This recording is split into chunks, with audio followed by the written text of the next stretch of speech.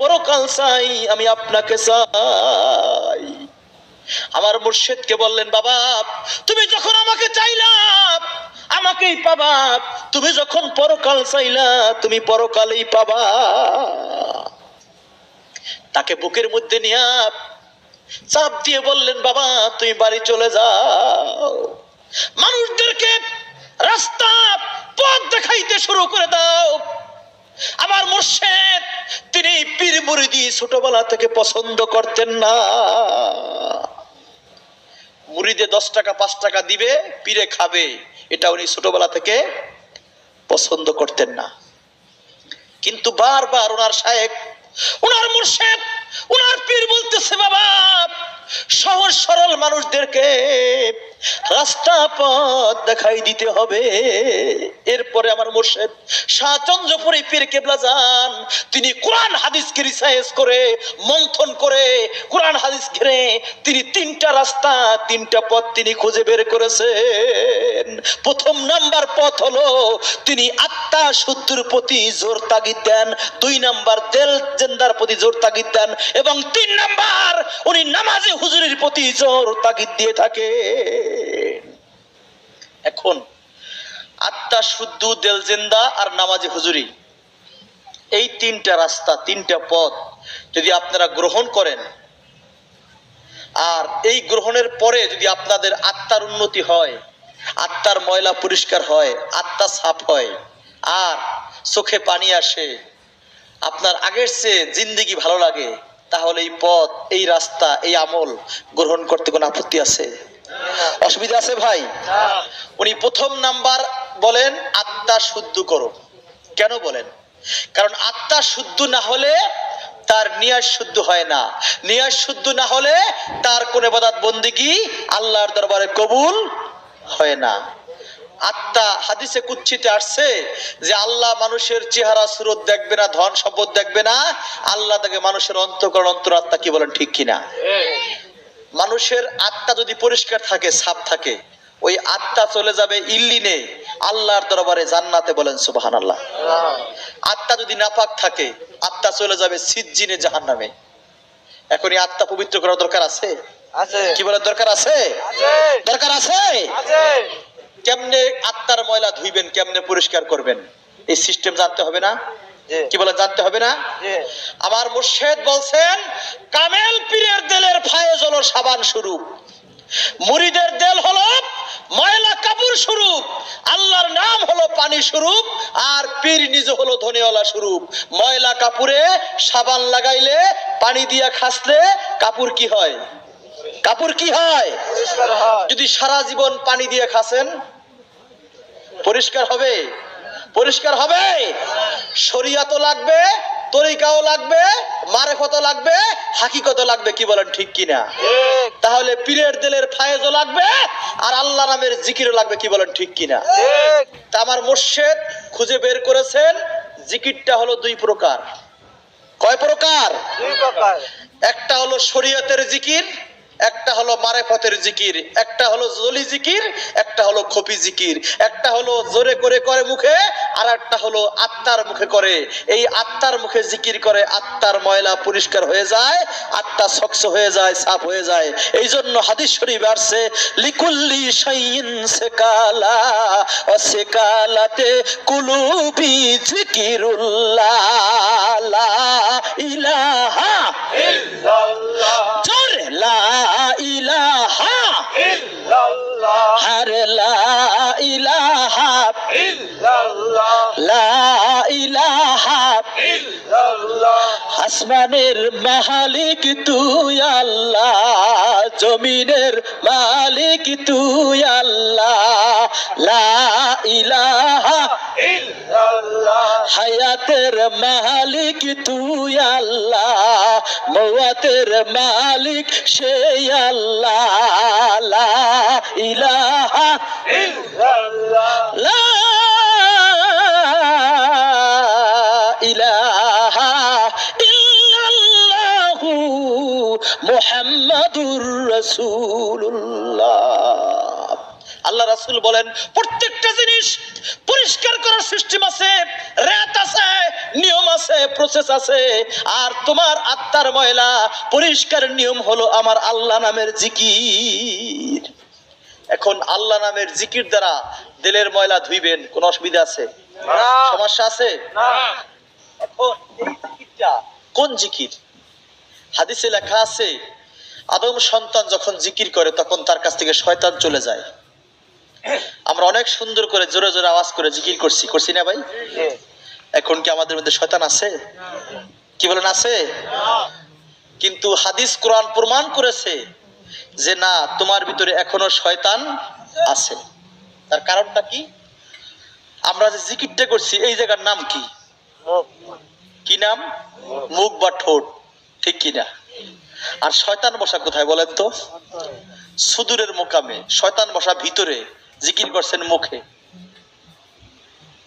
পাখি রইছে গাছের মাথায়, গুলি করছেন গোড়ায়, পাখি মরবে? কি মরবে? তার বাস্তব দেখেন আপনি, এই মুখের জিকিরে, মুখের সূরা কেরাতে, মুখের আমলে শয়তান ভাগে না, সরে না। আপনি নামাজ পড়তে দাঁড়ায়া কোরআন শরীফের আয়াত পাঠ করেন কিনা, তসবিহ তাহলিল পাঠ করেন কিনা, এরপরও দেখা যায় নামাজের ভিতরে আপনি মন চলে যায় দোকানে, মন চলে যায় ক্ষেতের কাছে, মন চলে যায় ব্যবসার কাছে, মন চলে যায় সুন্দরী নারী গাড়ির কাছে। এরকম হয় কিনা? এটা নিল কেডা? আল্লাহ নিছে। তাহলে মুখের জিকিরে, মুখের সূরা কেরাতে, মুখের আমলে শয়তান ভাগে না, শয়তান দূর হয় না। কোন জায়গায় জিকির করলে শয়তান ভাগে? আমার মুর্শিদ বলছেন বাবা, কালবে জিকির করলে তার কাছ থেকে শয়তান তীরের মতো ভেগে যায়। বলেন সুবহানাল্লাহ। ওই জায়গার থেকে যখন শয়তান ভেগে যায়, সরে যায়, ওই ঘর পরিষ্কার হয়ে যায়, স্বচ্ছ হয়ে যায়, ওই ঘর পরিষ্কার হয়ে যায়। তখন ওই ঘরের মধ্যে নামাজ পড়লে তার নামাজ হয়, নচেত নামাজ হয় না। কোরআনে এক জায়গায় লেখা আছে, আপনারা সবাই জানেন, কিন্তু আমলে নাই। ফাওয়াইলুল লিল মুসাল্লিন, আছে কিনা? এর অর্থ হলো মানুষ নামাজ পড়ে ওয়াইল নামক জাহান্নামে যাবে। বলেন নাউজুবিল্লাহ। নামাজ পড়ে কই যাবে? তার কারণ কি? অপরাধটা কোথায় তাদের? অর্থাৎ সে দুই ভাবে নামাজ পড়ছে। সূরা কেরাত পড়ছে মুখে, আর তার মন রয়েছে সে ক্ষেতের মধ্যে আরেকজনের ক্ষেতে গরু ছেড়ে দিয়ে আসছে। যে নামাজ বড় সূরা দিয়া পড়ি, গরু তেহন দিয়া কলই খাইয়া ঘাস খাইয়া পেট ভরুক, তার আধা ঘন্টা লাগায় নামাজ পড়ে। তখন তার মনে রয়েছে গরুর চিন্তা, মুখে পড়ছে সূরা কেরাত। এই নামাজ পড়তে পড়তে বাঁকা হয়ে যাবেন, গুজা হয়ে যাবেন, কিন্তু আপনার নামাজটা আল্লাহর দরবারে কবুল হবে না। তার বাস্তব দেখেন, কোরআনে লেখছে আকিমুস সালাত ইন্নাস সালাতা তানহা আনিল ফাহশাল মুনকার। তুমি নামাজ কায়েম করো, নামাজ কায়েম করো, নিশ্চয় নামাজ তোমাকে পাপের পথ থেকে, অশ্লীল কাজ থেকে, খারাপ পথ থেকে বাঁচাবে। এটার অর্থ এটা কি বলে, ঠিক কিনা? আমাদের দেশের নামাজের অবস্থা দেখছেন, মানুষ নামাজ পড়ে আর সবচেয়ে বড় কাজের, দুর্নীতি কাজের মধ্যে সে ব্যস্ত আছে। কি বলেন, ঠিক কিনা? নামাজ পড়ে অফিসে বসলে চেহারে যখন শোনে যে 50,000 টাকা দিবে সই দিলে, তার ওই ঘুষের কথা মনে করলে তার হুঁশ থাকে না। কি বলেন, ঠিক কিনা? নামাজ পড়ে পরের জায়গা জোর করে খায়, নামাজ পড়ে জোর করে জায়গা জমি দখল করে। কি বলেন, ঠিক কিনা? তাহলে তার নামাজে, তার রোজায়, তার হজ, যাকাত, কালেমায় তার খারাপ পথ থেকে বাঁচাইছে, ফিরাইছে। কি বলেন? তার কারণ কি? সে জাহেরাতে নামাজ পড়তেছে, কিন্তু তার ভিতরে শয়তান এখনো যায় নাই। আপনারা একটা মাসলা শুনছেন যে কোন ঘরের দেওয়ালে জীব জানোয়ারের ছবি থাকলে ওই ঘরের ভিতরে নামাজ হয় না, শুনছেন? কারণ ওই ঘরে ফেরেশতা ঢোকে না, ওই ঘরে কি হয় না, নামাজ হয়। এটা কিন্তু হাদিস, এটা কিন্তু হাদিস। এই হাদিস খারাপ ব্যাখ্যা করেছেন মাওলানা শামসুল হক ফরিদপুরি। তিনি বলছেন, মিয়া, একটা ঘরের দেওয়ালে যদি জীব জানোয়ারের ছবি থাকে সেখানে ফেরেশতা ঢোকে না, নামাজ হয় না। ও মিয়া, তোমার দিলের ঘরের ভিতরে হিংসা, অহংকার, লোভ, লালসা, কাম, ক্রোধ, দুশ্চিন্তা, কুধান, কুখেয়াল থাকলে ওই ঘরের ভিতরে আল্লাহ ঢোকে না, আর ওই ঘরেও তোমার নামাজ হয় না। ওই ঘরে খারাপ ময়লা থাকলে, শয়তানের সুরাত থাকলে, ওই ঘরে দুনিয়ার চিন্তা থাকলে, হিংসা থাকলে, অহংকার থাকলে ওই ঘরে আল্লাহ ঢোকে না। ওই ঘরে কি হয় না? নামাজ হয়। এখন হিংসা, অহংকার, লোভ, লালসা এইগুলি এই ভিতর থেকে দূর করতে হবে কিনা? হবে। এখন কেমনে করবেন? কোরআনে লেখছে, লা তুতি মান আগফালনা কালবাহু আন যিকরিনা, যার অন্তরে আল্লাহর জিকির নাই তার কথা শোনো না, তার অনুসরণ করা যাবে না। কারণ কি? তার কারণ হলো তার অন্তর হলো আমি মাওলার কাছ থেকে ডিসকানেকশন, মাওলার কাছ থেকে সম্পর্ক বিচ্ছিন্ন, মাওলার সাথে সম্পর্ক নাই, মাওলার সাথে ডিসকানেকশন হয়ে গেছে। অতএব তার অন্তরে শয়তান বৈশা রইছে। আর যার অন্তরের ভিতরে আল্লাহর জিকির আছে, তার সাথে মাওলার সাথে সম্পর্ক আছে, ওই লোকটা নামাজ পড়তে দাঁড়াইলে তার ভিতরে শয়তান ধোঁকা দিতে পারে না। এখন ওই কালবে আল্লাহর নামের জিকিরের দরকার আছে কিনা? দরকার আছে। আমার হুজুরে, আমার পীর কেবলা জান, উনি মানুষের কালবে আল্লাহ নামের জায়গা উনি, জিকিরের জায়গা উনি দেখায় দেন। আমরা নামাজ পড়ি, বাংলাদেশের মানুষ নামাজ পড়ে কোন দিকে ফিরে? কি বলেন? পশ্চিম দিকে। তার কারণটা কি বলেন তো?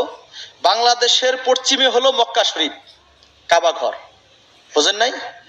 আবার যারা মক্কা শরীফ বসবাস করে তারা কোন দিকে ফিরে? তারা চতুর্দিকে দাঁড়ায়। বুঝতে পারছেন? আমাকে যেমন মসজিদের একটা জায়গা আছে ইমাম সাহেব দাঁড়ানোর, আর কাবা হেরেম শরীফে যে নামাজ পড়ায় ইমাম সাহেব, তার কোনো জায়গা নাই, এক এক সময় এক জায়গায় পড়ায়। বুঝতে পারছেন না? ওরা চতুর্দিকে দাঁড়ায় গোল হইয়া। বুঝতে পারছেন তো ভাই? এটা হলো মুসলমানদের কাবা, শরিয়াতের কেবলা। কি বলেন? আর একটা কেবলা আছে, এটা হলো আপনার আমার ভিতরে, এটা হলো আল্লাহকে পাওয়ার কাবা। বলেন সুবহানাল্লাহ। রাসূল বলেন, কুলুবুল মুমিনিনা আরশেউল্লাহ, মুমিনের দিল হলো আল্লাহর বসবাসের জায়গা, আল্লাহর ঘর বাড়ি। বলেন সুবহানাল্লাহ। মুমিন ব্যক্তির কালবে থাকেন স্বয়ং আল্লাহ। এই যে কাবা শরীফ বানাইছে কে বলেন তো? আল্লাহ বানাইছে, কিন্তু একটা ওসিলা মাধ্যমে বানাইছে না? এই যে ওয়াজের আয়োজন করছে আল্লাহই করছে, কিন্তু এটা রেডি করছে, মাইক ভাড়া করছে, তাবারকের ব্যবস্থা করছে, এরকম কিছু কর্মী আছে না? ওই কাবা শরীফটা বানাইছে ইব্রাহিম আলাইহিস সালাম, ইট পাথর বালি সুরকি দিয়া। কি বলেন? আর আপনার আমার ভিতরে একটা কাবা আছে, এই কাবাটা বানাইছেন স্বয়ং আল্লাহ নিজে হাতে। সুবহানাল্লাহ। আপনারা শোনেন নাই গানের মধ্যে কয় বয়াতিরা নিজের হাতে নিজ কুদরাতে বানায় আছেন কাবা ঘর, কাবাতে থাকেন পরোয়ার। পরোয়ার কেডা? আল্লাহ। কথা কন না, ঠান্ডা হয়ে গেছেন আপনারা? নিজের হাতে নিজ কুদরাতে বানায় আছেন কাবা ঘর, কাবাতে থাকেন পরোয়ার। এই সাতবক আসমান জমিনের মধ্যে আল্লাহ কোথায় বসে না, কোথায় আল্লাহর বসার জায়গা হয় না। আল্লাহ পছন্দ করছে একটা জায়গা, কোনটা? মানুষের কালবের মধ্যে। বলেন সুবহানাল্লাহ। এই কাবার খবর নিলেন না তো একদিনও, খালি পশ্চিম দিক কাবার খবর নিলেন। কি বলেন? ঠিক কিনা?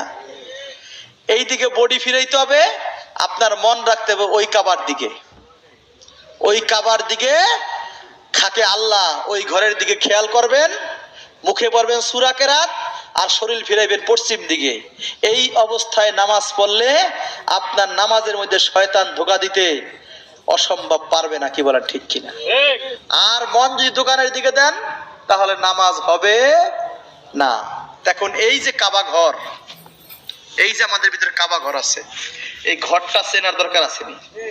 দরকার আছে। আমার পীর কেবলা জান, উনি হাদিস কোরআন রিসার্চ করে উনি এই কাবা ঘর খুঁজে বের করেছেন, মানুষের শরীরে কোন জায়গা কাবা ঘর থাকে। উনি আঙ্গুলি দিয়ে এই ঘরটা উনি দেখায় দেন। আপনাদের খেদমতে আমার মুর্শিদ কিবলা জান পাঠাইছেন আপনাদের ওই ঘরটা দেখাই দেওয়ার জন্য। আপনারা ওই ঘর দেখে ওই ঘরে আল্লাহ স্মরণ করে, আল্লাহর জিকির করে, আল্লাহর ধ্যানে আপনি নামাজ পড়বেন, সূরা কেরাত পড়ে নামাজ পড়বেন।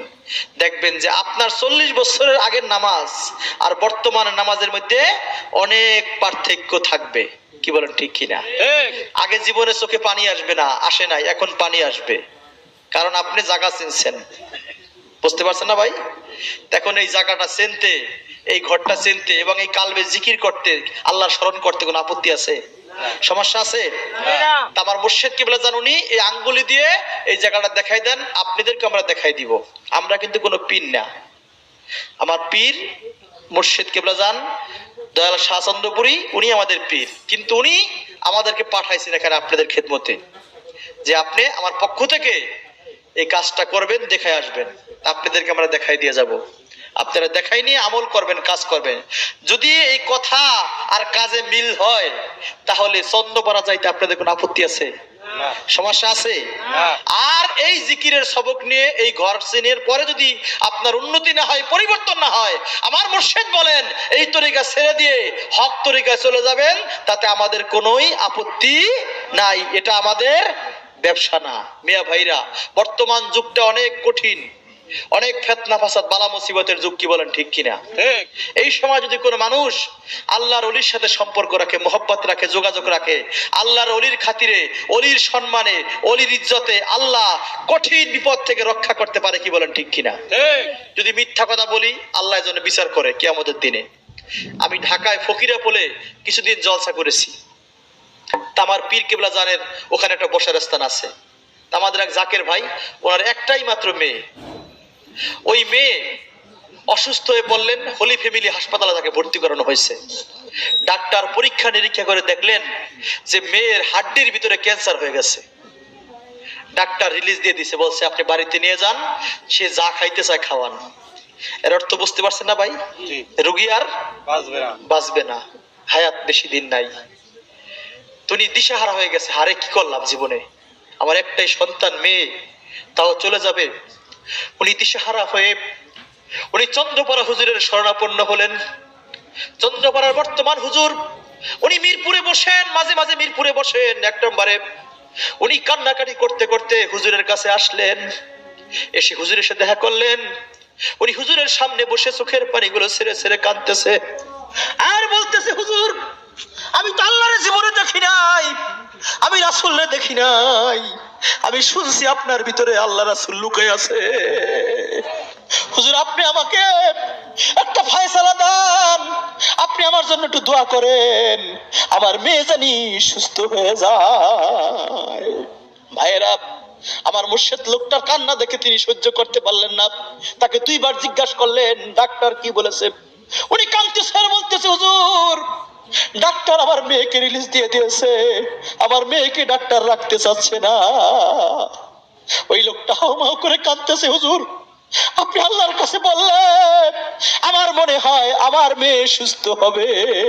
আপনি আল্লাহকে দেখি নাই, আপনি আল্লাহকে দেখছেন, আপনি আল্লাহর সাথে কথা বলেন, আল্লাহর সাথে সম্পর্ক আছে, আপনি দয়া করে আপনি আল্লাহর কাছে একটু ফরিয়াদ করেন, বলেন আল্লাহ আপনার হাত কোনোদিন খালি হাতে ফিরাই দেবে না। ভাইয়েরা, আমার মুর্শিদ বললেন যান আপনি আল্লাহর প্রতি ভরসা রাখেন, আল্লাহই দয়া করবে।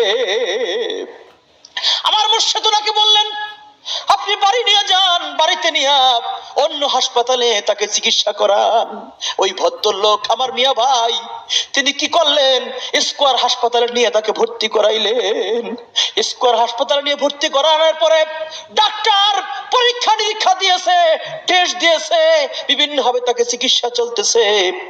এবার ওই ডাক্তার ওই চিকিৎসার ওই রিপোর্টগুলি দেখতেছে, তার ওই রিপোর্টের ভিতরে ওই মেয়ের হাড্ডির ভিতরে কোনো ক্যান্সারের লক্ষ্য দেখা যায় না। এবার হোলি ফ্যামিলির হাসপাতালের ডাক্তার রিপোর্ট আর স্কয়ারের হাসপাতালের ডাক্তার রিপোর্টগুলি তারা দেখতেছে। এবার ডাক্তারকে ফোন দিছে যে আপনি আসেন, আপনি রিপোর্ট নিয়ে আসেন। তারা রিপোর্টে বোর্ডে বসছে, দেখতেছে ওই মেশিনও ঠিক আছে, এই মেশিনও ঠিক আছে। এরকম হওয়ার কারণ কি? ডাক্তার ডাক্তাররা বলতেছে না, আমরা বলতেছি না, আমাদের ব্রেনটে ক্যাচ করতেছে না। এর কারণ কি? ওই যে আল্লাহর ওলির কাছে বলছে, আল্লাহর ওলি আল্লাহর কাছে ফরিয়াদ করছে, আল্লাহ লোকটা তোমাকে দেখে নাই, আমাকে দেখে আল্লাহ বিশ্বাস করে আমার কাছে এসে কাঁদছে, আল্লাহ তুমি দয়া করে লোকটার হাত তুমি খালি হাতে ফিরিয়ে দিও না। আল্লাহ অলির উসিলায় তার উপরে রহমতের হাত বাড়াই দিছে, এই উসিলায় ওই লোকটার মেয়ের ভিতরে আর কোনো ক্যান্সার থাকে না। তাহলে মিয়া ভাই, এখন যদি অলি আল্লাহর সাথে সম্পর্ক রাখলে, মোহব্বত রাখলে আপনার উপকার হয়, তো রাখতে সমস্যা আছে, অসুবিধা আছে? আমি আপনাদের খেদমতে বলবো যে আপনারা আসুন, আমরা প্রত্যেকেই আল্লাহর ওলির সাথে মোহব্বত রাখি। আসলে পীরের লগে যোগাযোগ রাখলে, মোহব্বত রাখলে পীরের লাভ নাই। লাভ কার? কি বলেন, কার লাভ? আমার লাভ। কোন এক দেশে এক রাজা বসবাস করতেন। ওই রাজার দরবারে এক আনা দুই আনা কইরা একটা লোক দিয়া যাইতেন। এখন রাজার দরবারে যদি এক আনা দুই আনা করে না দেয় কেউ, রাজার দরবার চলে না? কি বলে, চলে? তুমি এরকম করে কয়েকদিন দেওয়ার পরে লোকটা অসুস্থ হয়ে বিছনায় পড়ে রয়েছে। তা রাজা একদিন বললেন, একটা লোক আসতো অমুক এলাকার থেকে, এক আনা করে দিয়ে আমার ভান্ডারে, তো উনি যখন আসতেছেন এর কারণটা কি? এক লোক পাঠাই দিল, পর্যায়ে পাঠাই দিল, গিয়ে খবর নিয়ে দেখলেন উনি অসুস্থ হয়ে রয়েছে, বিছনায় ছটফট করতেছে। পরে রাজার কাছে বললেন যে রাজা উনি তো অসুস্থ হয়ে পড়ছে, খুব সিরিয়াস অসুস্থ। রাজা বললেন, আমার ভান্ডার থেকে যত টাকা লাগে নিয়ে ওনার চিকিৎসা চালাও। তাহলে উনি দুই আনা এক আনা করে দিছে, ওনার চিকিৎসা অনেক বড় অঙ্কের টাকা খরচ হয়েছে। তার লাভ কি রাজার হয়েছে না ওনার হয়েছে? কি বলেন, ওই প্রজার লাভ হয়েছে না?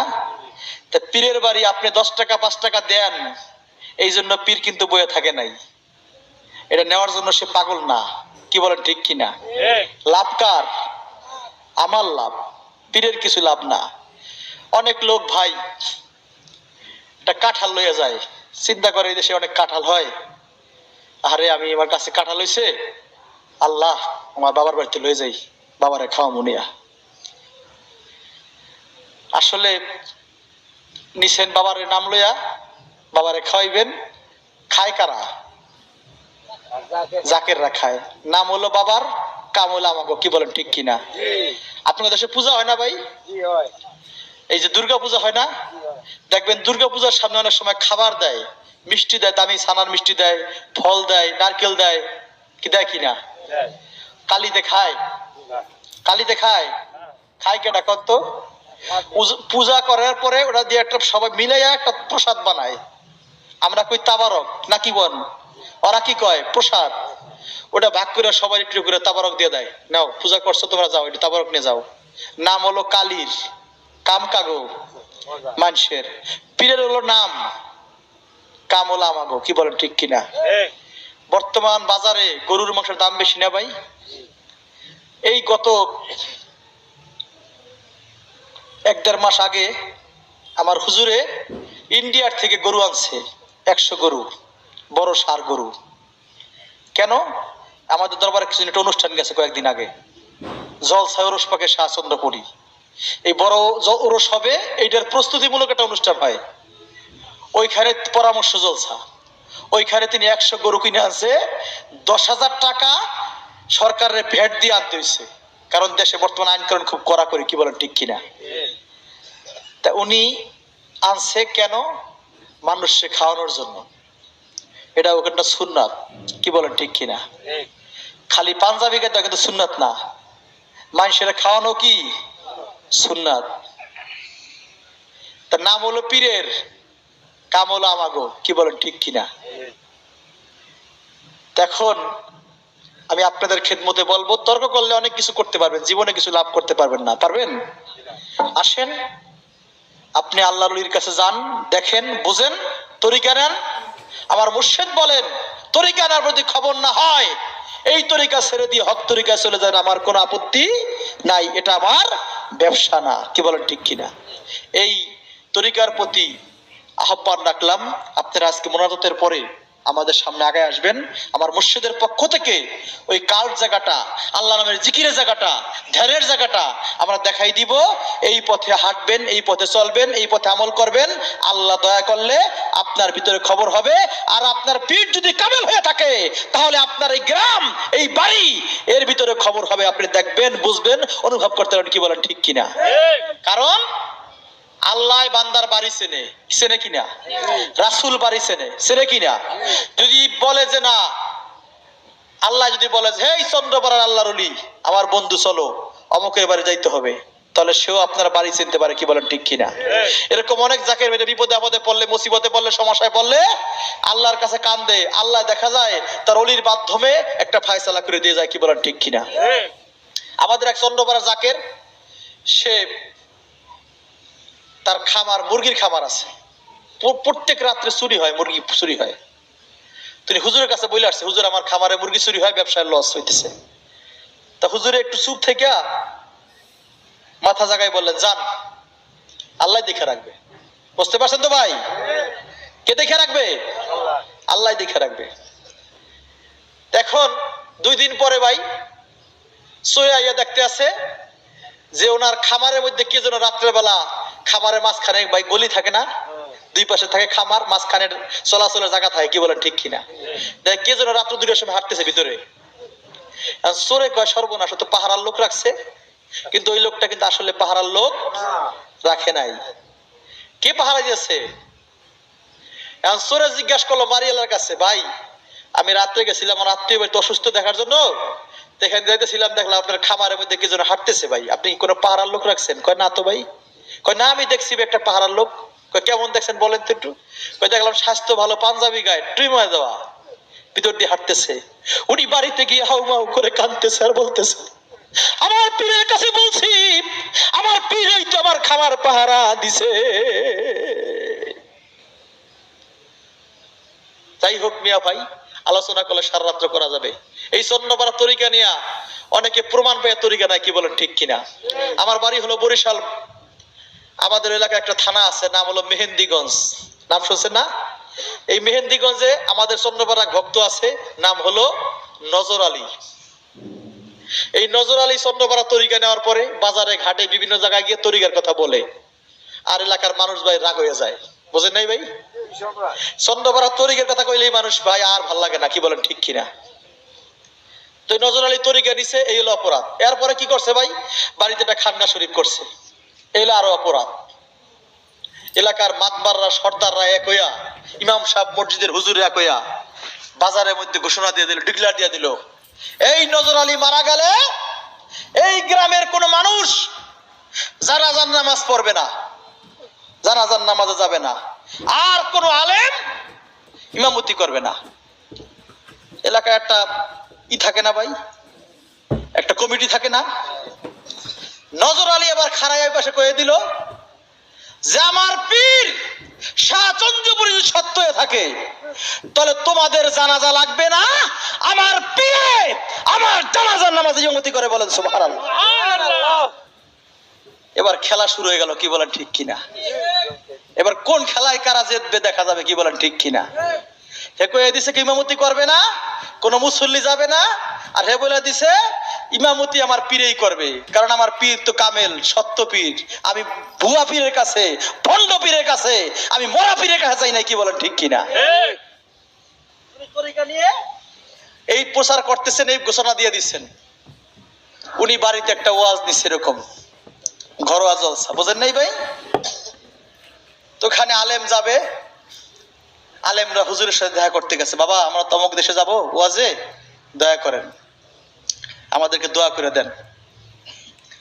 তা হুজুরে বলল কয়জন যাবেন? বাবা আমরা 3 জন যাব। হুজুরে চোখ বন্ধ করে বললেন আপনারা একজন বেশি যান। বুঝেন নাই ভাই? একজন বেশি যান। তো একজন বেশি গেছে, হুজুর অতটা বোঝে নাই ঘটনাটা কি, একজন বেশি বাড়ায় যান। তো 4 জন গেছে। তা আমাদের নজর আলী ভাই উনি আয়োজন করছে, সবকিছু ব্যবস্থা করছে, সব অ্যারেঞ্জমেন্ট করছে। উনি দুপুর বেলা ভাতের ব্যবস্থা করছে, মাওলানা ভাইরা খাইতেছে, কেউ বসে আছে। হঠাৎ করে উনি ভিতর থেকে আসলেন। উনি ভিতর থেকে এসে চিৎকার দিয়ে হাউ করে কাঁদতেছে আর বলতেছে, মাওলানা ভাই, আমার হাতে আর সময় নাই, আমার পীরে আমারে বিদায় জানাই দিছে, আমার চলে যাইতে হবে মাওলানা ভাই। এই কথা বলে উনি চিৎকার দিয়ে মাটির মধ্যে পড়ে গেলেন। এলাকায় প্রচার হয়ে গেল, নজর আলী চলে গেছে। এবার সমস্ত লোকগুলি স্তব্ধ হয়ে গেল। তার বাড়িতে আজকে ওয়াজ আর সে মারা গেল, এর কারণটা কি? এক দোকানদার বলল, ও মিয়া তোমরা ভুলে গেছো নি, উনি বাজারে বৈশা বলছে ওনার পীরে ওনার জানাজার নামাজ পড়াবে, ওনার পীরের দরবার থেকে বড় আলেম বড় হুজুর রে পাঠাইছে, বড় মাওলানা রে পাঠাইছে ওনার জানাজার নামাজ পড়ার জন্য। বলেন সুবহানাল্লাহ। ওই দিন আর ওয়াজ হলো না। ওই দিনকে কি হলো? ওই দিন জানাজার নামাজের অনুষ্ঠান হলো। অনেক লোক বলছে যে না, ওনার কথার সাথে ওনার কাজের সাথে মিল আছে, ওনার পীর সত্য, ওনার পীর কামেল, ওনার পীরের ভিতরে পাওয়ার আছে, নচেত আজকেই দরবারের পীর আলেম এখানে কেন পাঠাবে? কি বলে ঠিক কিনা? তাহলে মিয়া ভাই আপনিও মুরিদ হন, কাজ করেন, আপনিও পাবেন। কি বলেন ঠিক কিনা? এই আহ্বান রেখেই আমার সংক্ষিপ্ত আলোচনা আমি এখানে শেষ করলাম। আমরা এখন সংক্ষেপে মিলাদ খানি করব। যারা বাইরে আছেন, দোকানপাটে আছেন, মেহেরবানি করে ভিতরে আসেন। আর যারা এখানে বসছেন একটু দয়া করে আগায় বসেন আর দুরূদ পড়েন। আল্লাহুম্মা সাল্লি আলা সাইয়্যিদিনা মুহাম্মাদ, আল্লাহুম্মা সাল্লি আলা সাইয়্যিদিনা মুহাম্মাদ, নাবিয়ানা শাফিয়ানা মাওলানা মুহাম্মাদ, আল্লাহুম্মা সাল্লি আলা সাইয়্যিদিনা মুহাম্মাদ, নাবিয়ানা শাফিয়ানা মাওলানা মুহাম্মাদ, আল্লাহুম্মা সাল্লি আলা সাইয়্যিদিনা মুহাম্মাদ। কামেল ওলির দিলে আল্লাহ আরশে আজিম বানাইয়া, কামেল ওলির দিলে আল্লাহ আরশে আজিম বানাইয়া, বিনা তারে লাল্লা গাইয়া কত খেলান খেলাইলা, আল্লাহুম্মা সাল্লি আলা সাইয়্যিদিনা মুহাম্মাদ, নাবিয়ানা শাফিয়ানা মাওলানা মুহাম্মাদ, সাল্লাল্লাহু আলা মুহাম্মাদ, সাল্লাল্লাহু আলা ওয়াসাল্লাম, সাল্লাল্লাহু মুহাম্মাদ, সাল্লাল্লাহু আলা ওয়াসাল্লাম, ইয়া নবী সালাম আলাইকা, ইয়া রাসূল সালাম আলাইকা, ইয়া হাবিব সালাম আলাইকা, সালাওয়াতুল্লাহ আলাইকা। তাইতে তোমার তো